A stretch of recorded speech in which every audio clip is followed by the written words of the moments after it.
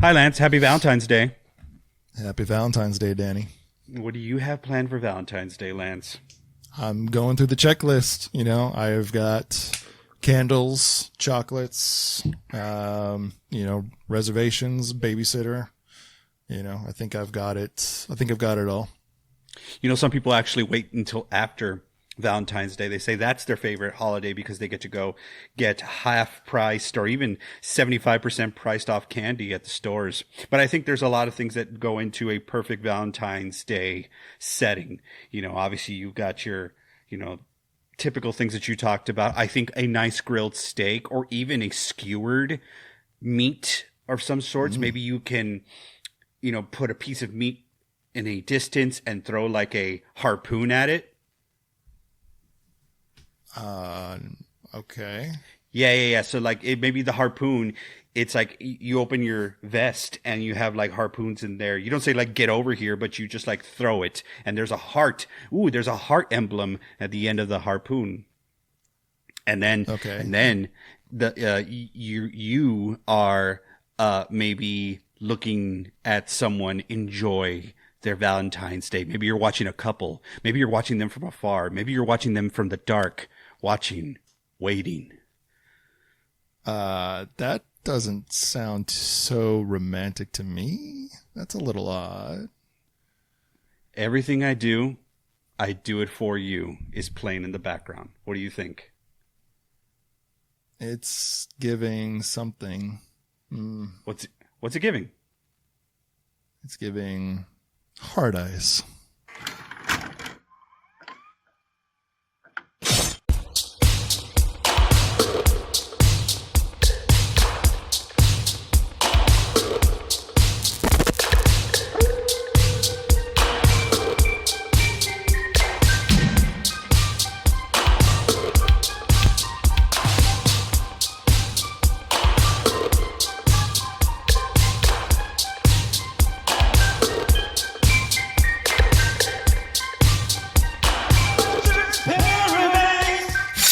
Spoiler alert, Slasher's Paradise encourages viewers to watch these horror films before listening to our show. Danny and Lance will go through everything, including filmmaking, dialogue, characters, and even full scene breakdowns when we get excited. Enjoy the show. What's up, my sunburnt soulmates? It's your boy, the Paradise Slasher. Cupid's cooler, way less emotionally stable cousin. Tonight, the bros, Lance and Danny, are diving into Hard Eyes, the movie that looked at the heart eye emoji and said, yeah, but what if he killed people? I'm talking full-on heart emoji turned into call the coroner, dude.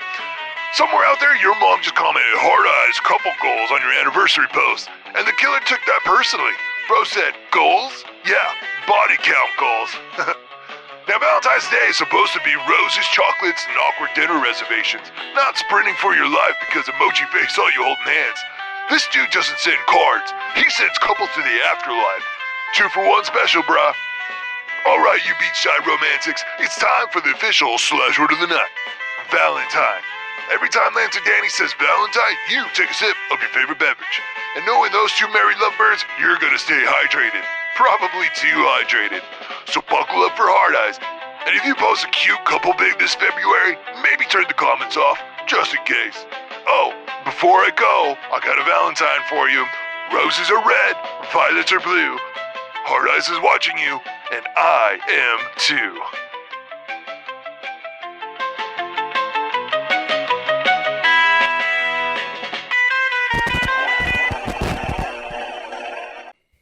Welcome, everybody, to Slasher's Paradise. I'm Lance. That's Danny. Say hi, Danny. Hi, Danny. Hi, Danny. In for another show. I think if you've ever listened to our show before, you'll know Valentine's Day episodes are one of our favorites. We've always done the holidays well. We were in the Slasher's Paradise for our first one, and we decked it out for My Bloody Valentine. We love our holidays around here. We're excited for this one, especially because we saw this one together in the theater. We're talking about Hard Eyes tonight, Danny. It's very exciting time for you and I jumping into that theater experience over in my neck of the woods. Thank you for making that sojourn over here. That was a fun time. That was a year ago, and we promised that we would revisit, and I'm so happy. I think our listeners, our slashers, are really going to enjoy this episode. I, although have hard eyes for my wife, my daughter, and my Loomis, I also have hard eyes for you, Lance, and our wonderful slashers out there. Thank you all for being here. We hope to make you fall in love with us once again as we get into this beautiful new kid on the block, so to speak. Yeah, absolutely. Let's get to work. Danny, right. Give us the Pina Colada. And don't forget, folks, you just heard the slash word of the night from the Paradise Slasher. So, Danny, give us our Pina Colada for Hard Eyes. Hard Eyes, Pina Colada. A new killer is on the loose, new to the slasher world, but not new to the folks that are very familiar with the H-E-K, the Heart Eyes Killer, who has now made his appearance or his presence or her presence known in Seattle, Washington. Two coworkers who are forced to work together under the guise of a love campaign are thrust into the mix of being and drawing the ire of one hard-eyes killer who only targets couples on Valentine's Day. Now, these two coworkers are definitely not a couple, but to the untrained eye, there is definitely some tension and love in the air. Will that save them, and will that technicality allow them to get away from the hard eyes killer, or does it not fucking matter and the hard eyes killer is just going to kill anyone who shows even a glimpse of love and flutter and twitterpation in the air?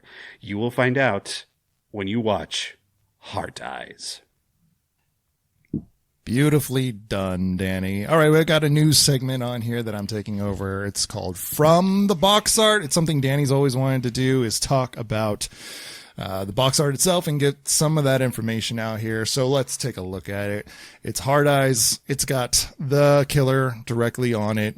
Big bright letters, Hard Eyes in red. We know what we're getting ourselves into, right? Like, there's our killer. We know it's a slasher. We're in. We know that it's an aware slasher, probably. This is coming off of like post Scream era.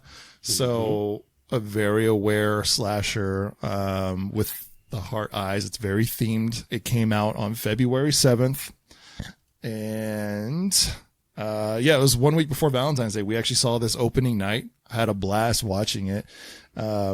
It actually did better its second week in the theater. So the first week it opened up in 3,100 theaters and made about 8.3 million.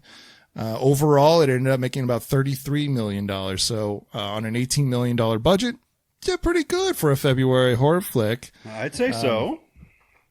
Yeah, 100%. As I said, it's coming off the back of the aware slasher, the Heart Breaking the fourth killer, wall. the Yeah. H-E-K. And I think for where this stood and where this stands as of right now, we want our killers, our slasher, when it comes to slashers, we want them to have an identity. And I think there's an understanding of that now. And it's especially on the cover. I think it's right there for us. We know what this is. We know that it's modern. It's based on an emoji. That's what the poster is telling us. And it also, the tagline, Danny, I know you love taglines. I love taglines, baby. It's my freaking Romance everything. Go ahead. Is dead. Romance is dead. That is our tagline on the poster art. As far as the video store goes, the way I'm displaying this one, I'm putting art out. I want people to see this one. I want them to know you know exactly where you're going to get. We're going to talk about the movie, but this movie has an identity. You know what it is 2 minutes into the film. You know what it is just from the poster. And I think that's awesome. I think that's refreshing, especially nowadays. There's no hiding it. It is out there for you to see. And as we get into this, I say within 2 minutes, we know what this movie is. So, Danny, this is a holiday movie. Well, see, Lance, let me just also say something about the box art as well. Is like, I want more of this and less of the mask of the killer and all the stars that are in the movie. Because you could have done it with this movie. You got Devin Sawa, you got Jordana Brewster, you got Mason Gooding, who has already been on the cover of a poster because he is in the Screams, the latest Screams. So I love that this poster is just the ominous heart eyes glow, albeit an emoji sort of, inspiration. I buy it because you know what I'm talking about. You already know what I'm talking about. It's that mascot. It's that, can it stand the test of time? I think it is something that is, on its own, right? Nobody, yeah, I mean, you got Harry Warden and My Bloody Valentine, and that was an iconic look, of course. But here, I'm thinking merchandise. I think this has sequel written all over it. I also love the simplicity of the cover, plus a good tagline. You don't need anything else. And yeah, I'm thinking of like, maybe it's a sub-segment in the box art. Would it find a place in Phelps' garage? Would I put that poster somewhere? And you know what, Lance? I actually would, because I like how simple it is and I like how clean it is, and it's front and center, the killer. So good stuff. So if you're working in the video store, Danny, are you putting the box art out? Are you putting it just the title? Or are you putting it part of the secret stash that you're going to kind of, tell people about the employee stash, so to speak, when somebody asks for a really good one? I like this to kind of to sell the store. I like it out there on the shelves because I think the contrast of a black and red, even though that is kind of, black is obviously very much used in the horror movies, box arts. It kind of jumps out like a Rocky Horror Picture or even My Bloody Valentine. As I look at it over there, it had the big headlamp and the eyes, and it was a little bit too much of. Obviously, it's of the times. I just think that I would love for this to just sing on the shelves. Even if it's like flanked by like a Fright Night with the blue, or the Lost Boys is one of my favorite covers of all time. There you go, black, red, some white. Yeah, I would put it on the shelf for all to enjoy. So you refuse alphabetical order. You're going by color, and like you're making art out of your horror section. I like it. Oh yeah. All right. Yeah. So for this film, right off the bat, are you going to rent it, tape it, or skip it? I think we kind of know it's not a skip already, but it's definitely not a skip. I do think it's a rent. I think this is a great, fun, blending of two very specific genres, fun popcorn date night, as long as both parties are very much into horror and into the ridiculousness of horror that can get a little gory. This is a rent. I don't know if it would be something that I absolutely need in my library. I think this is a fun, let's revisit it one night rent. So I would be renting. Okay. What about you? You would be renting it. I would definitely rent it. As far as tape it goes, just for everyone to know, that's more of like when it plays on TV, I'll record it and I'll have it and watch it eventually. But it's a rent. I'm spending money on this. I want to see this. I want to show people this one. Whoa. Yeah, Lance, sunlight on me. Wow. Did you have an idea? I think hard eyes are on me. No, I think it's definitely a rent. I had a lot of fun watching this in the theater, and then I surprisingly had a lot of fun watching this on my own for this episode, just doing the research, trying to go down memory lane. I was surprised with how much I still really enjoy it on my own. So yeah, for both of us, it's a rent. It's a rent. So everyone knows, it's a rent. All right, let's get into it. Why does the movie work, Danny? When does this thing get going?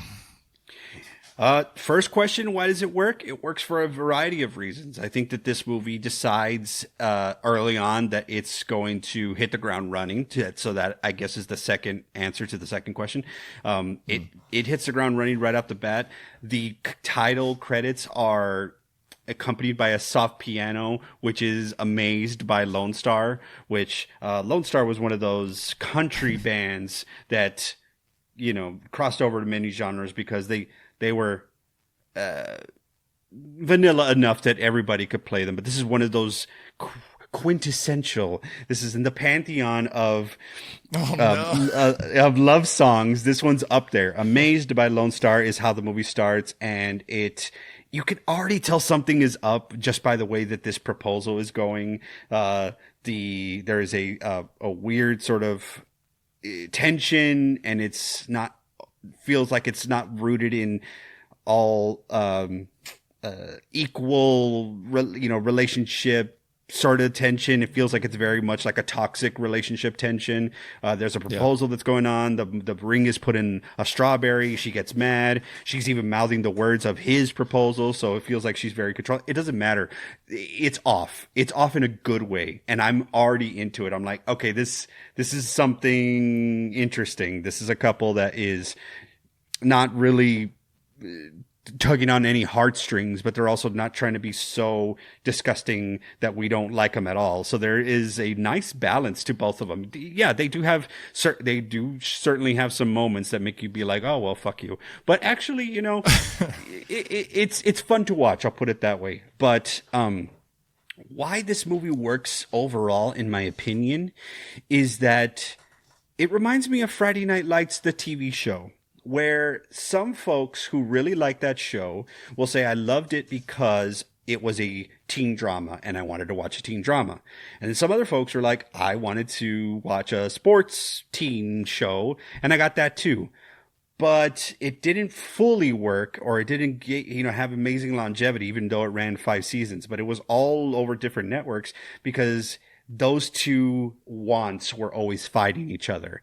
I think Heart Eyes does a really good job at being a romantic comedy for a majority of the movie, but when that's kind of growing stale and you've seen it, it's paint by numbers, we've seen this play out already over and over again. Here comes a nice little reminder and a palate cleanser of some good horror, good slasher tropes and stuff like that, all while still keeping that balance of the romantic comedy at the forefront. So that's where I think it works holistically. The entire movie works overall, in my opinion, because of that duality of the two genres. But yes, to ultimately answer the question, it hits the ground running right away. We are introduced to HEK, the Hard Eyes Killer, almost immediately, and they spared no expense. These are gruesome kills, and I am all here for it. So it does immediately get going. The opening, I was like, oh, I don't sit down and watch these, but I've had plenty of exposure to the Hallmark Channel, the love movie, the rom-coms of Hallmark, and there's other networks, and I'm sure some of our listeners know what they are. I immediately thought of that, and the way that I don't want to use the word cringe, but it is cringy, this couple. And usually one of these scenes goes, you hear, all right, cut. And it's like a movie because they're being so outrageous and cringe. And that's not this. This is comedy. This is in your face comedy. This couple is cringy in the worst way. It is a proposal that is being filmed. It is all orchestrated for themselves. They want the footage. They want all that kind of stuff. And something that got me is, yes, the ring is in the strawberry. The girl bites into the strawberry and it was like, oh, this wasn't supposed to be. You're not supposed to put the ring in the strawberry, right? Yeah. The way the guy's like, oh shit, you're right, my bad. He grabs the ring and you hear it. And that's the first thing I want to talk about is the sound of this movie. This is the first time you get it. You can hear the gore in this film more than anything I've ever remembered. Like you hear the goo and the strawberry and the ring come off of her hand and you see it and it's disgusting. And you're like, oh, like, real life, real love kind of can be gross at times, and I think that is symbolic, I think they're trying to do that. So we are instantly in a cringe rom-com and it's like, it right away.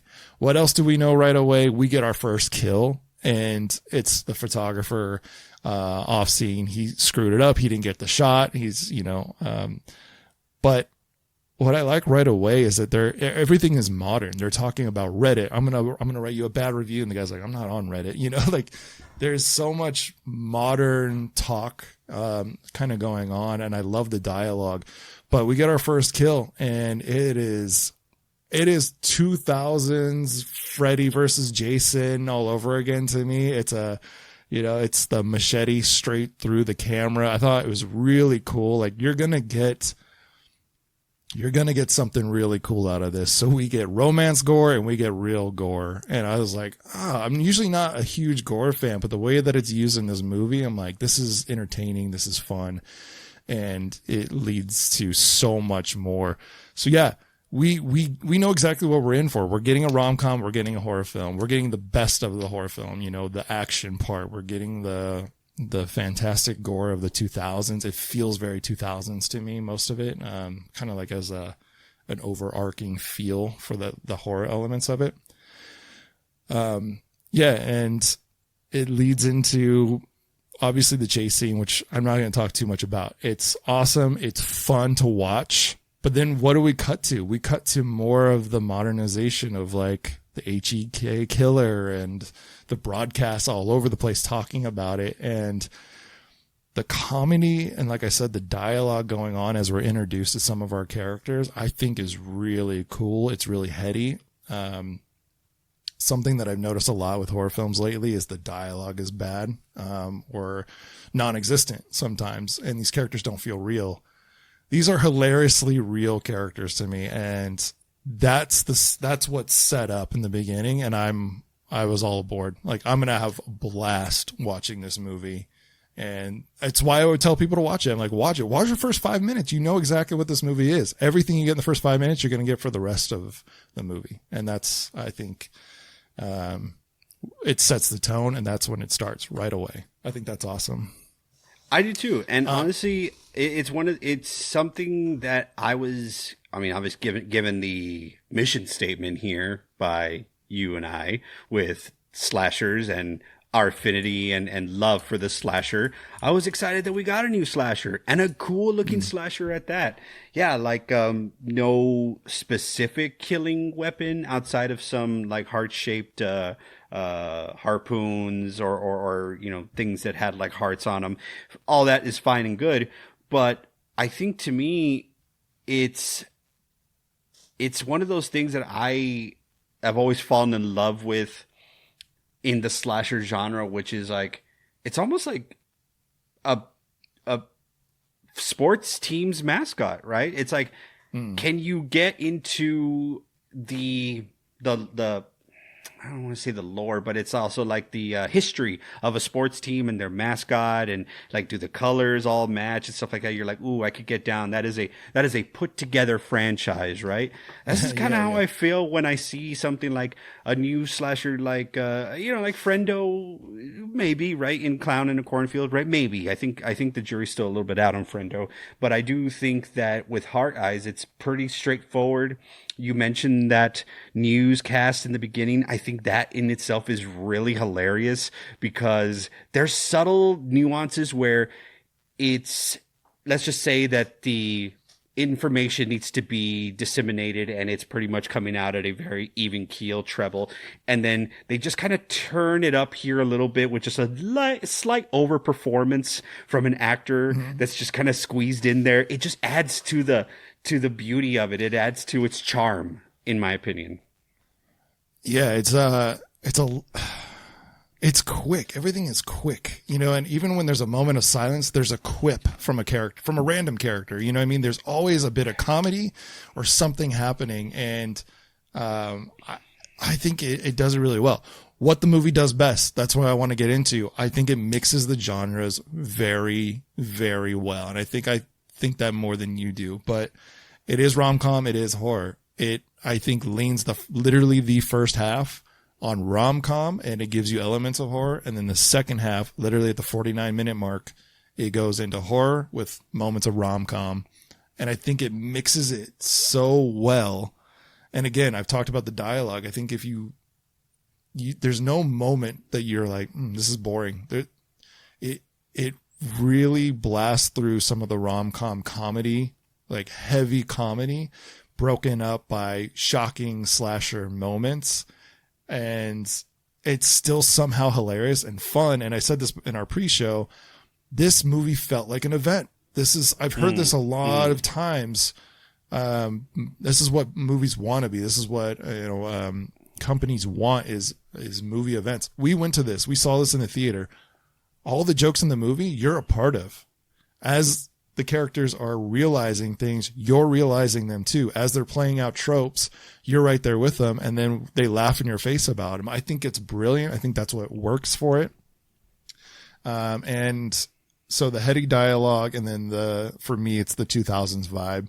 It really plays slasher vibe from 2000s to like 2010s. I think there's something about that that's now nostalgic and fun. And I wouldn't necessarily recommend this to an 80s slasher person necessarily, but like a 2000s fiend, this is for you for sure, I think. Because I don't think it's poking fun at the genre. I don't think it's farcical, but I do think it has fun with some things that have already been ultimately accepted for this type of movie, for the slasher genre. But I will say the thing that stands out to me that I'll always remember are the folks who come in for the little time that they're there and absolutely hit home runs with their performances. First of all, the head of the jewelry company, who's this inexplicably southern, CEO in the heart of Seattle out of nowhere with this like,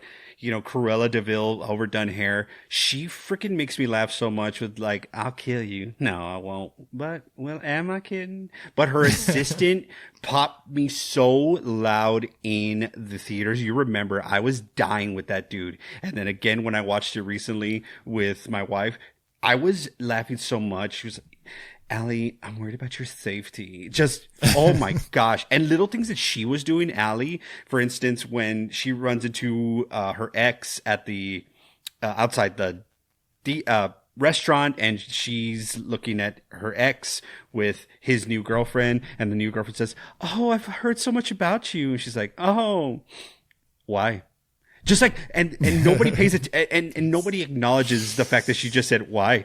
It just kind of like they just continue going with the punches. Little things like that are the things I'm going to remember, because that to me is what will set movies apart. Is we know everyone can tell a story. Okay, the blood, and now the blood, and now they're cut, and then la la la, and they're running. Hey, don't die, don't leave me behind. Yeah. We've seen that all over the place. But what are the things you're gonna remember? For instance, why do I remember Teen Wolf so much? Well, for a lot of things, but yeah, it's that guy standing up at the end of Teen Wolf with his pants undone. Little things, Lance. It's little things that make us remember movies down the way. And I, to me, think it's going to be those performances where the folks who said, "Hey, I got a little bit of time, but I'm going to make it shine, and let's go."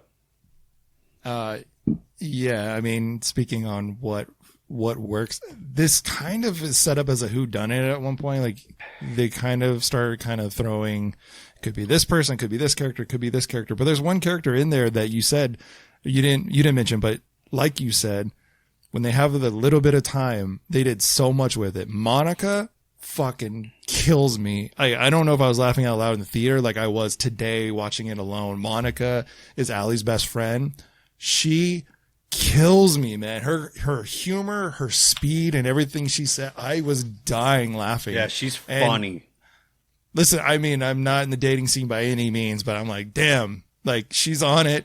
She's funny as hell. She's in her friends, DMs, basically kind of running her romance life. She's got her piece off to the side, which is kind of a funny thing. She's got like her sugar daddy kind of thing, an older man, which is so very hilarious. Wealthy. It's so hilarious because that's just as like, this is something that we should spend more time on. No, just accept it. We're moving on. Yeah. And like, obviously, spoiler alerts, there's really no role for her other than being Allie's like funny friend, which is the rom-com part of it. She's not part of the horror element of this at all. They kind of throw a little bit towards her, like she could be it or her man could be, but she instantly shuts it down. It never comes back around. She's just there for the rom-com friend. That's it. And I think she's hilarious. I probably would have loved to see a little bit more from her as like involved in something having to do with, helping them fight HEK, but of course it's their story as a couple. But at the same time, to your point about the whodunit, yeah, maybe that's the reason she wasn't like, all doubt was not removed from her as a potential killer. But at the same time, HEK's been established. It's this whole, HE came to Seattle. Like they're the frickin', mosquitoes that are traveling throughout the country. HEK's here in Seattle now. Like, okay, this is just something that's across. This is just a killer that's across the country. Has ultimate branding, by the way. But I love that it's not no fuss, no muss, just a killer that targets couples on Valentine's. Yet nobody is hiding from the HEK. Everyone is just out having dinner, going, out on dates and stuff. Very well knowing that HEK is out there, like, oh, well, guess we definitely have to go on our dinners. It's like the thing I always talk about with, like, guys, the 30th anniversary of this very horrific killing that happened in our hometown is coming up. Maybe we should just stay inside. No, we should throw a party and be ready. Stuff like that. Well, it's funny because they even like everything is addressed because they literally ask the chief of police of Seattle PD, like, what's your recommendation for people tonight? Like, everyone's going out for the holiday. He's like, stay home, and walks off camera. Like, duh, like, we've addressed it. Stay home. Like, this is not. And nobody does though. And nobody does. But when Allie meets her ex, and he's like, don't die. Like, the comedy behind it. That's shit that we say. That's why I continue to say, like, the word of the night hopefully isn't modern, because it feels very real. There's a lot of awkward moments between characters, but they're funny and they're real, especially when they meet when Allie meets her ex, and he says that as they're walking away, like, hey, try not to die tonight, or it's like. And they even call him out, like, why did he say that? Why would you say something like that? It's there. Hilarious. That is the type of humor that I've always enjoyed, where someone's like, forgetting Sarah Marshall. She sees him at the ticket counter or the lobby, and she's like, what are you doing here? I came to murder you. What? Nothing. What happened? Like that to me is my favorite type of comedy. Why would you say that? I don't know. Let's move on. What? Okay. Things like that are funny to me, but you're in it now, Lance. Now you see, baby. Now you see the wonder that is the beautiful horror comedy. Throwing in a little horror romantic comedy might be its own sub genre, but here we are. And, that is why these things can be revisited. I can revisit this movie next Halloween, next Valentine's Day, and have a whopping good time. What are the things that I said stuck out for my bloody Valentine? Shut the fuck up. And moments like that, like the comedy elements are the things that will keep you coming back, because I mean, for the most part, we've seen people get killed on screen. We've seen creativity. I mean, like, the way the girl in the beginning gets killed in the grape presser, the winery grape presser or whatever. Yeah. It kind of gave 13 Ghosts vibes, where the walls are getting closed in on Kalina, and right before it gets really hokey and her eye gets splat. This one was really good. Technology is advanced. So I appreciated it, even though it was still hokey, but there's some charm in that. So my take on that, it's funny that you brought that up, was the speed of it. They didn't take the extra moment to show you the CGI gore that they're going to do, or, the regular gore that they're going to do. They just immediately slam her between the crusher. You know what I mean? Like, there's it's not like the crusher's going to stop because there's a human in there. Like, I feel like that's the moment that they always take. There's a speed to it that makes it more realistic. And I think there's a lot of realism in the movie that is unapologetic. And the horror is unapologetic. The killer is unapologetic and a badass. Like, the way the Hard Eyes killer moves is insane. Like, I think I mentioned this about Michael Myers once. I'm like, it's too much like an action movie. It works for this for some reason. Kind of like works when you watch, really well. When you watch *Malignant* and then there's that one scene and you're like, this would not and should not work for a Michael, which is why in Halloween Kills, that big choreographed fireman scene is off because it's him, right? That's not the character. He shouldn't be moving like water. He shouldn't be Bruce Lee or anything like that.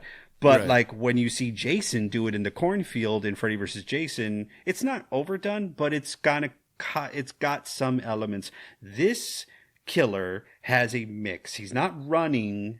Or at least I don't remember him running, but I do remember him being intentional with his walks, right? He's not slow or anything like that, but he's not like, it just worked. It was very methodical, but it was intentional. And if he was going to slasher you, right? If the machete or whatever, or device was going to come down, it was a visceral sort of like,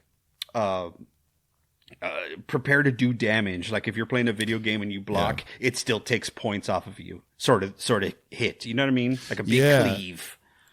Yeah, and it was very intentional, very precise. And again, going back to the sound design, there's moments where Hard Eyes is in the middle of a fight scene and will use their fists or a kick or something like that. And I think the crunching sound, and like they do that thing just like video games. I think it was in like Knockout, where the screen goes red really, really fast. It's like a half a frame where it's just like a flash, like, oh, like you feel the punch to the main character or to the whoever's kind of getting it. And I feel like you get that for every bit of contact in this movie. When those darts go through people, when they're shooting like you hear it, you feel it. There's a splattering crunch to a lot of the action that goes with the killer.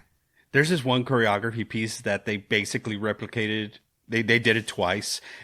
First happens to Mason Gooding's character, Jay, which is it's the one where it's like they're punching him, but they also the HEK has like a knife or something in his hand, so he hits him in the face a couple times with the butt of the knife, and just great choreography. But it first happens to Jay, and he's like thunk, thunk, and hits the ground, kind of gets knocked out, blood plops out of his mouth.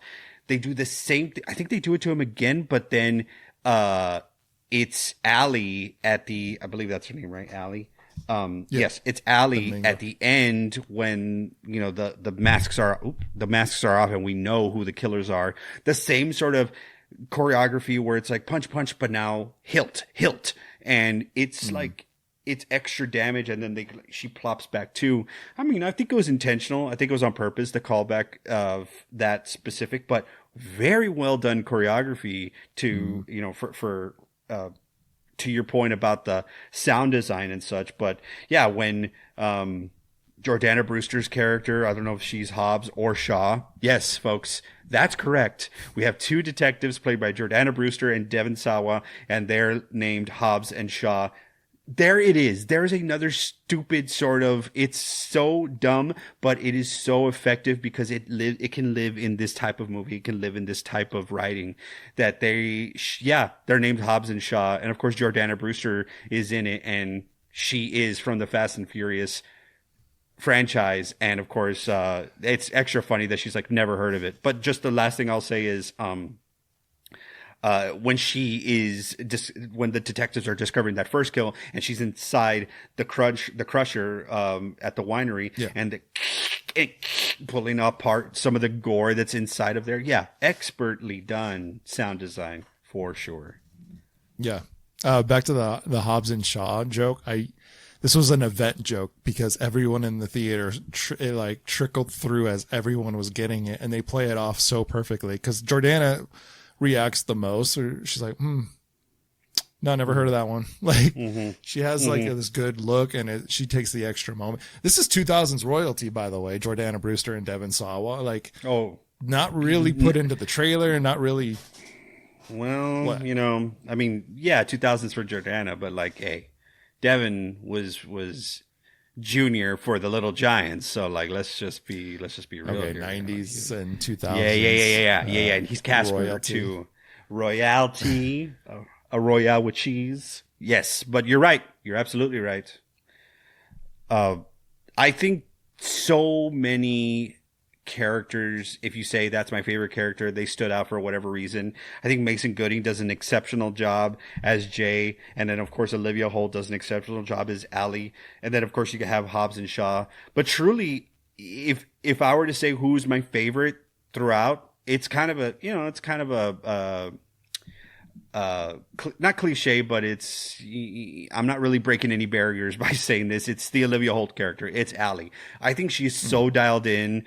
She's so funny. The subtle things that she does, and just like there's like her choices with her eyes and everything like that, it adds to the comedy so much. Of course, the way she plays off that hilarious intro into when the HEK is after them in her apartment, and the whole dildo joke, like that shit was so funny, dude. And she's very, very hilarious. And when when the scenes are allowed to breathe, so to your point about the Hobbs and Shaw joke, when we saw it in the theaters, the whole place started to erupt as they heard it for the first time.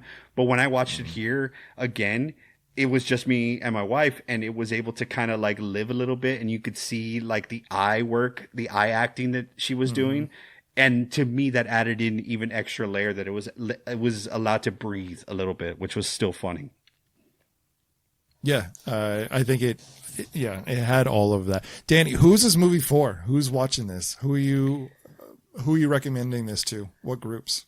I'll tell you, I'm still wondering about that, because as I mentioned before, when Friday the 13th 2009 the remake came out, it came out around Valentine's Day, and I chose to make this at the time with the person that I was with a Valentine's Day date. And as you know, that stupendous scene really makes you feel a certain way. So I don't know that. So at that time, I was like, this is definitely not for the couples, unless, you guys are into it. So more power to you, whatever. You can be Danielle Harris in Urban Legend. Go for it. Here's my point, Lance.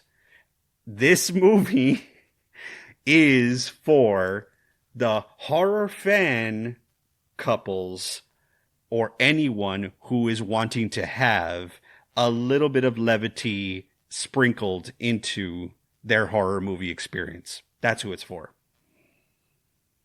Gotcha. My thought on this, I said couples and 2000s horror fiends. I continue to go back to the fact that this is an event film, and it took me back to something that we've never really talked about because we weren't a part of this, but horror movies used to be a spectacle before it was a genre so much and there were fans of it. It was just a spectacle. Anybody would go and watch a horror film because word of mouth, because there's something spectacular in it. My parents watched my mom watched The Exorcist 17 times. My parents went and watched Friday the 13th movies because they were so talked about, and you wanted to know, you just wanted to see it. You wanted to be a part of the event. It's for couples because it's a rom-com. It's for couples because the horror is funny. It's something to talk about. There's a lot to talk about from this movie. There's a lot to argue about in this movie. If you're a new couple, if you're a mid couple, I don't know about wife and husband at this point. I really don't know if there's anything to argue about, but there's a lot of relationship stuff. There's a lot of comedy. There's a lot of horror. I think this is an event film. I think this is kind of for any sort of couple. I said, I don't know if I would necessarily go for an 80s only slasher fan. I don't think I would really give that one to them, but like a 2000s slasher fan or a 2000s horror fan, I would give it to them. But couples, I think just have fun. If you get it out of your mind, like, I don't like horror films. This isn't a horror film. It's a rom-com with horror elements or something, like, get it out of your mind. Get the genre out of your mind for this one and watch it. If you're a horror fan and your partner is not, or is like whatever about it, just have fun and watch this one together. I think that's what it's meant for. It's a fun, well-made film. Like I said, the dialogue alone will make you laugh. The moments of brevity, like we'll talk about in a minute, the alley scene in her apartment is fucking hilarious. And I want to go through that because it's so much fun and so funny and kind of relates to some moments in your own life, So I think it's for a lot of different people, but get maybe the genre out of your head and just go have fun and watch this film. I think it's for all couples. I do agree with that. I think this is probably one of defining what we like to do here on Slasher's Paradise. We do like to take some of the things that we hold dear to ourselves. You've heard our old episodes. We take some things very seriously because they were like staples and like, defining moments in our childhood and adulthood and yada yada yada. But this is one of those that like is the Slasher's Paradise vibe, which is like, go have fun. Yeah, it's gonna show you some. There's some gore, there's some, curse words, there's some hilarity, there's sex, there's, imagery. It's all there. It's all there. But it's not Citizen Kane, will it ever be. It's just a good time. So director Josh Rubin, who has been churning up these original ideas, Werewolves Within, and his another one that he did during the pandemic, which I'm a huge fan. This guy's got it. I want him to keep making movies. I think he's a strong presence in the genre. So I hope he keeps going. Awesome. Danny, what kills the film? Let's bring it down a notch. What kills it for you? I think it's that there are certain moments where the duality isn't handed off cleanly. That's probably the only critique that I have of this film, is while it is living in two, there are some, niche little other spots of homages to other sort of genres. But for the most part, it's in two worlds. It's in rom-com, it's in horror. And I think when the handoff is a little clunky, that does add to its charm, and we can forgive it once or twice. But I think after that, when it becomes that this is how the movie is going to progress, that it is going to be a clunky handoff sometimes, then to me, that may just be a fault. And maybe just a little bit more polishing, maybe in the editing room, maybe in just some of the line delivery, because I do believe it was intention to be a very smooth handoff. For instance, there's this big monologue that Gigi's character has in the movie, which I absolutely love, and harkens back to an episode of Ted Lasso that I saw. But whatever the case may be, is like, see, there is something that I know was probably number one in the writer's room, and there was just some other moments that the killer is introduced, the stakes are very high, and it's emotionally, it's almost like you shot them separately when they're supposed to be like scared or in the moment. And I understand that that's part of its charm and stuff like that. But I guess the only thing that I think hurts the movie is that the handoff isn't as seamless for the entirety of the film. And then if one other thing, I didn't need the reveal of the killer to be them.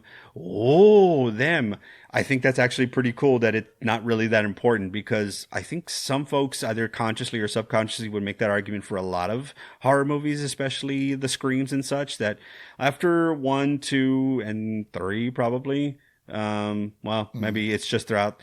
Some folks really just don't give a shit who the hell Ghostface is going to be, whether they mention it when they're admitting it or not.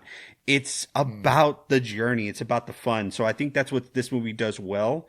But for those who actually do care about the reveal, that it should be a momentous occasion and not Ben's son in I Still Know What You Did Last Summer, then maybe that's the thing that hurts the movie a little bit. It is a pretty reveal, but to me, I don't think that's a fault, but I acknowledge that it can be to some folks.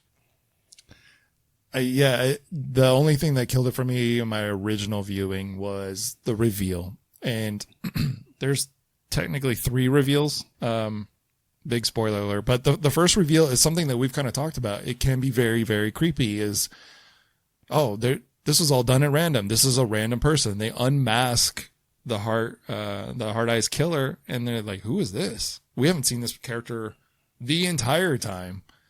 But then the movie continues on.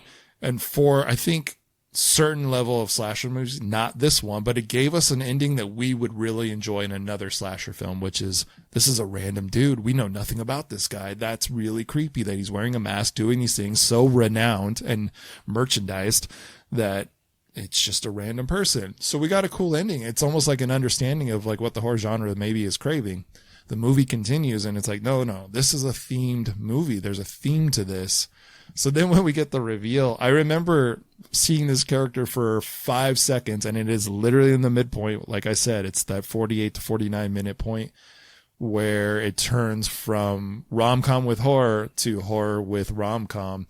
We meet David, the IT guy, in the police station, and it's so random and so out there. I remember in the theater just thinking, oh, he's one of the killers. There's going to be more than one. He's one of them. Done. Because we don't see him again. There's no, he's like Monica. There's no other reason for them to be in the movie. other than for him to be one of the killers. And lo and behold, he is one. But then there's a whole nother turn to this, which is Jordana Brewster's character, which is Shaw, being his lover, and like they adopted a fan along the way. So now there's 3 killers. Like, the reveal felt clunky, but at the same time, it's that meta where when he reveals himself, David, like, remember me? We had an interaction. She's like, who the hell are you? You're a guy I saw for 5 seconds. The IT guy. It's aware of itself. It's a funny moment. It turns something into fun and funny for us. So it's like, while I wasn't enthused by it, I think the first time around, I think I enjoyed how intelligent and how aware the movie actually is of itself. I do like the genre crossings. I think, like you said, you understand it. You know that it's done on purpose. I enjoy the hell out of it because it goes into this dreamy rom-com from Hallmark into a horror film out of nowhere. I think that's so funny and jarring, and it's allowed to live in this space, but no other space. And that's the thing. You've created this universe, and I've seen recently that there's possible green light for Hard Eyes 2. So something seemed to have worked well enough for us to get a sequel for Hard Eyes, another Valentine's Day killer on the loose. I say do it. I don't give a shit. Do it. Give me more. I want to build up the bench, so to speak, of the slasher genre. I want these mascots. I want someone to take over and give these titans of terror a little bit of a break because, it's like WWE. It's like wrestling, dude. That's the reason let's get John Cena back because we're having a hard time establishing new characters, right? It's the same shit. It's like you need to make some new folks so that this genre can keep going and folks can keep falling in love with it. You can bring them back for a nostalgia act. You can bring Michael back. You can bring Freddy and Jason and of course Leatherface back for a moment to say, hey, remember why you like this genre? Okay, cool. While we have you, let's introduce some new characters, and that's why you get Friendo and Heart Eyes, etc.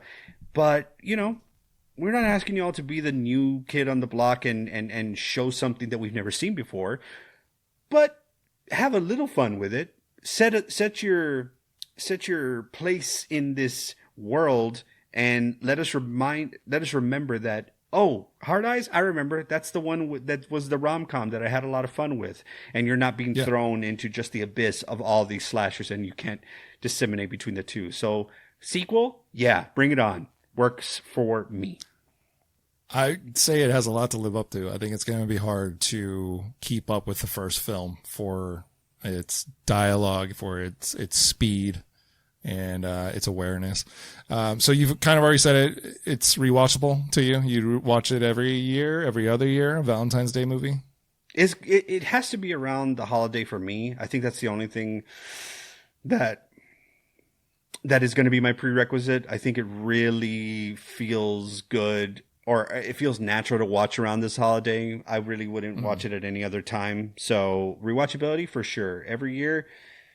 Yeah. I'd probably watch My Bloody Valentine every year. And if this one makes the cut, then okay. Nice. Got you. Okay. So Danny, out of 5 Cupid arrows, how many do you give Hard Eyes? I think I'm going to go ahead and give Heart Eyes a very respectable 3 Cupid arrows. Beautiful. I think I kind of told you that. I was like, I'm kind of trying to bring, things back down to earth a little bit. Going into this movie, I was thinking like a 2. Watching it, I was like, this is definitely a strong 3. It was entertaining enough to be a 4, but I'm going to give it a 3. It's a 3 Cupid arrows for me. So 3 Cupid arrows. We're in agreement on that one. I think it's a rewatch. I think it's something people should see. I think they should experience Hard Eyes at least once. I think it'll become a lot of new people's favorites if you haven't seen it yet, but I think it's a lot of fun to watch. I agree. What are some of your favorites from the movie? What are your favorite scenes, characters? Give it to me.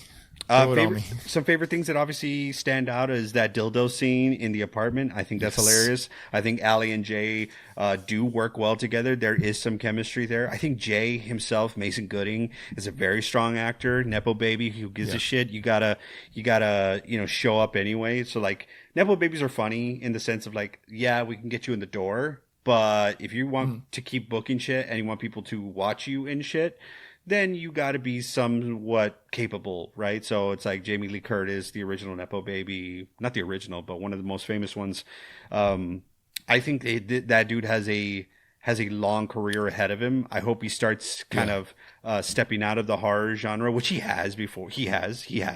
I just think that he's the son of Cuba Gooding Jr. I think he has a long career ahead of him, and I think just that, what actually I'm always going to remember about this movie outside of the dildo scene and all that other stuff, which are hilarious, of the drive-in theater Valentine's Day marathon little festival that they were having. Are you flipping kidding me? This is Valentine's or what is it? Valentine's Bluffs, My Bloody Valentine. It's the whole, where in the absolute else in this country are you ever going to see an Valentine's Day festival with a drive-in and popcorn and cotton candy and all this shit? Like, no, dude. And first of all, if it was happening, nobody would be going to it. Not droves of people. No, this was like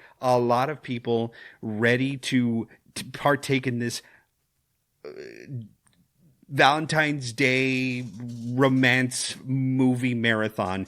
That, to me, I'll always remember that because of that moment where, they're having that heart to heart in the van. Jay and Allie are, and they're hiding from HEK, and this couple who is, they own, or the van is theirs. They're just knocking the boots behind them. So it's like heartfelt comment, comment. Oh, and it's like that. If you want to take a snapshot of what this movie is, that scene right there is it. That is the absolute perfect example where it's hilarity, sincerity, but also just, and the stakes is, why are they whispering? Why are they hiding in this car? Well, they're running from a killer who wants to absolutely kill them. Right. And why are they having this heart to heart? Well, because they actually are falling in love with each other. What the hell is that happening in the background? Oh, somebody's fucking. So like, that is it. Perfectly illustrated. Right. And then as soon as they realize what's going on, the panic of like, oh shit, shut up. Like we're not supposed to be making noise. We're supposed to be quiet this whole time. Shut up. The heart killer, or a hard-eyed killer, shows up and has one of my favorite kills. What's your favorite kill out of this, by the way? Out of this whole film? I think, to be honest, it's the grape presser in the winery in the beginning. Okay. Because I've never seen that apparatus before. So I was like, what's this? And then it gets done. And I remember my wife made a comment at the time. She was like, ew. But like, also, how would we know? How would we know that this already hasn't happened and it's just in the wine circulating at the grocery store? You never know. Yeah. Yeah, I like that kill. What about you? I definitely enjoyed... I had two on my list, and it was the couple in the back, getting down on it. He shot the HEK killer, heart-eyed killer, shoves the tire iron through the guy's mouth, but then uses the girl, shoves her down on it. But what I thought was really cool is it was a throwback to Texas Chainsaw Massacre remake, where they pull the tube out of the head. They used her mouth this time. They pull a camera tube through the person or through the prosthetic or whatever, and you see the gore. Like you get to go through the gore, and the head drops. I thought that was really cool. It was a cool throwback because we've seen it before, and it was really awesome the first time it was done. That's a good one. I thought that scene was really cool. It was great gore. I thought it was really fun. It was a funny moment that led into it. So it was really awesome. Sex sells, obviously. And the other one was Devon Sawa, like an old school kind of 80s kill, which is the machete knife the long knife, whatever it is, to the nuts. Miss Devin Sawa, him being kind of a creep. I mean, throughout the movie, like he's not in it too much, but just enough to be like perfect. Dude, I don't know if you caught it. There is this one scene that I think could have been they may have gotten multiple takes. It's one of the first scenes. It's when you meet Hobbs and Shaw, where Shaw is on the dating app. He is making fun of her for it. They both get out of the car. They do that circle around the car, and he says, you need somebody who can take charge. And he thinks he's going to land in a certain spot in the blocking, and she just kind of stops. And at one point, he is so close to her face, but they don't break. They're pros. And if you watch that back, you know that was not smooth, but they left it in because it adds to the ridiculousness of him and her. Yeah.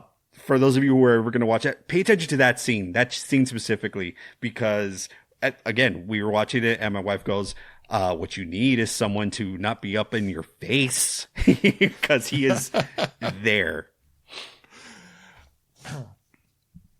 Danny, going back to the dildo scene, we haven't even set this scene up. Please go back to the dildo scene.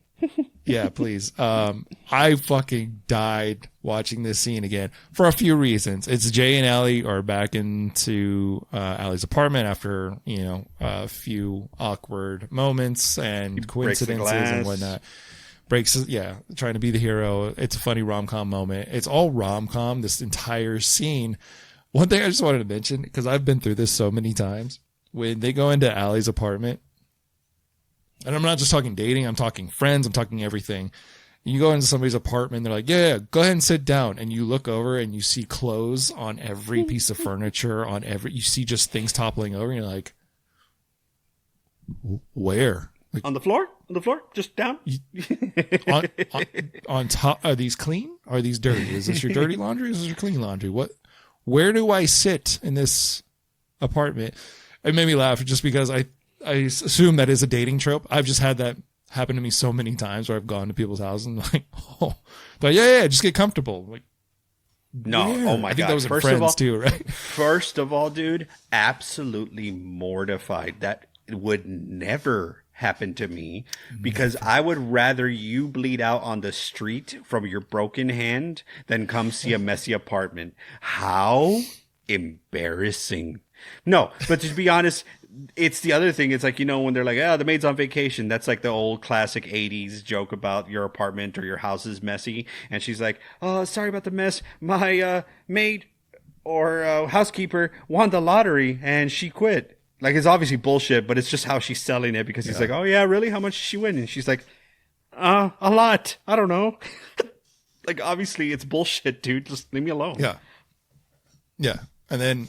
so it leads into Allie taking care of Jay. We get a lot of their history. She wanted to be a medic, blah, blah, blah. But it's hilarious the way she notices it. I think it's great comedy. She just happens to look over and see on the table a pink dildo. I think it's a hilarious moment because she doesn't overreact to it. It's exactly how I think any one of us would be like, oh, fuck. Okay. Yeah. So what are we talking about? Uh-huh. Yeah. And now it's for us, the viewer, it's a hilarious scene while Jay is completely unaware of what's going on. And we're like, okay, is this total rom-com where they're going to see it, have an awkward moment? No. She gets it out of there, seals the deal and gets it out of there, goes to throw it into the closet. What do we see? HEK is right there. And her scream made me laugh. Her reaction made me laugh. She throws the dildo in his face. You hear the thwump. I was dead. She closes the closet. That's what seals the deal. It's a 3-part joke to me. I think it's hilarious. I don't know if I would have added this to it, but do you remember in Halloween, Friday 6, where that team building is happening in the forest, and that one guy with the glasses, Jason's coming at him, and he shoots him with the paint, and Jason's like, "Oh yeah, fuck." I don't know if I would have just added just one more shot inside the closet where HEK is like shot from like the side. And you get him, yes, you get him reacting to the dildo hitting himself in the face. Like, what the fuck? Okay, Jesus. But it was still funny. It was still funny. That scene will stand out in my head forever. Like, it was so funny because, again, the sound design is perfect and you hear the thud. It kills me now. And then, of course, it activates it. And during the struggle, it's left on the floor doing its thing. Poor guy. Hope he survived. Whatever. Choice. So fucking funny. So funny, dude. Speaking of the killer, there's a few things I really like. The functionality. You actually mentioned this, I think, when we first saw it. And I was like, yeah, it's cool. I enjoyed it more this time. They show the functionality of the hard eyes lighting up. And we kind of get that Silence of the Lambs moment where we're in the point of view of the killer stalking in the dark. I thought it was really cool, like that it was, I don't know, I guess looking back on it now, the mask actually made a lot more sense to me this time, where before I thought it was like this flesh pile. It was kind of reminding me of like the Collector, but this looked more like a latex mask with, you know, hard eye, the technology in the eyes. And I thought it was more clever, but really cool. The scene that we get out of it, it's red, but it is a throwback to Silence of the Lambs to me. And, another film that I can't think of right now, but Batman and Robin, is it? No, definitely not that one. No, I think it's Batman and Robin. See, Lance, I think it's Batman and Robin when Poison Ivy's in Arkham Asylum at the end, and she's like, "He loves me not. He loves me not. Surprise!" And then he like turns on the blue, and he's glowing in the darkness. Yeah, something like that. Is it something like that? Winter has come at last. No, okay. No, not that one. Oh man. One other cool thing I thought about the killer was at the all you can kill buffet drive-in, as they called it, as Allie called it. While we've seen this moment before, we thought we were going to see this moment before. We've seen it with Jason and Freddy versus Jason, where he goes to the rave. When we see a killer in a mass public area with a lot of people, we never know what we're going to get. And this killer just kind of quietly goes about their business, trying to find their mark, and is making little slashes and kills here and there.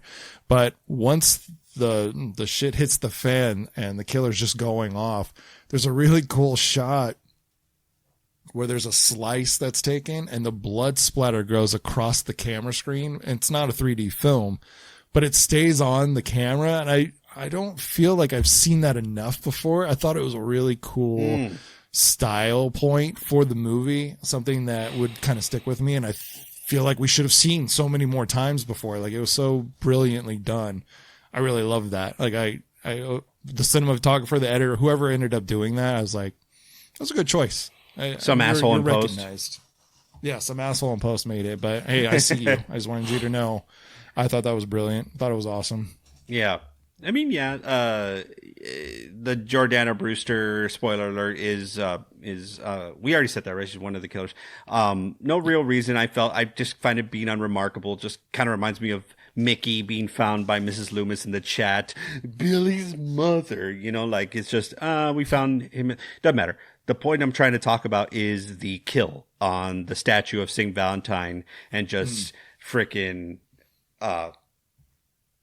tendons. Yeah, but it was Hereditary-ish. The whole head comes off in Hereditary, but this one is like half the head gets sliced. Or is it a decapitation and her head is? Yes, it is. Yeah. So it is Hereditary. Throat, yeah. The only thing I would have changed, first of all, as soon as the metal straw, Allie's metal straw, made it an appearance multiple times, I'm like, this metal straw is coming into play. And I remember us in the theaters, and when she basically stabbed her, and I was like, there it is, right? The only thing I probably was like kind of waiting for is the blood to start being like funneling out of the straw. I was waiting for that moment. They did use something. They made a sound as if she was breathing through the straw. So there was a little bit of something for it, but still really cool. And of course, perfect callback. Oh man, the sound. So the sound starts with the straw, but once she gets like impaled in the throat, it's more and more like as her body and her head are splitting apart, you can hear more of the wheezing and that crackling sound. It's like, oh God, like the sound designer was legit. Like, hey, like 100%. Oh yeah. Like the stuck wheezing with me. The wheezing at that moment, it was almost Wheezy F baby. Please say the baby. Wheezy F baby. Please say the baby. Wheezy, Lil Wayne, Wheezy F baby. No? Okay. All right. Wheezy F baby. Okay. Yeah. But please say the baby. Sorry, this is stupid.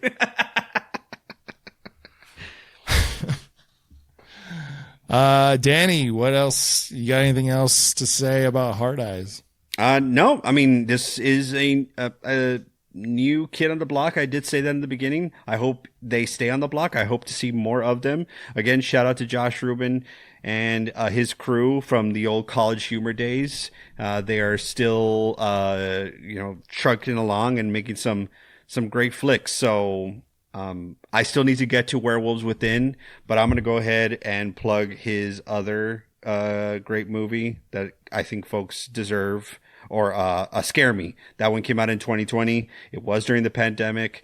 It is a pretty good movie. He actually directed and is in it as an actor.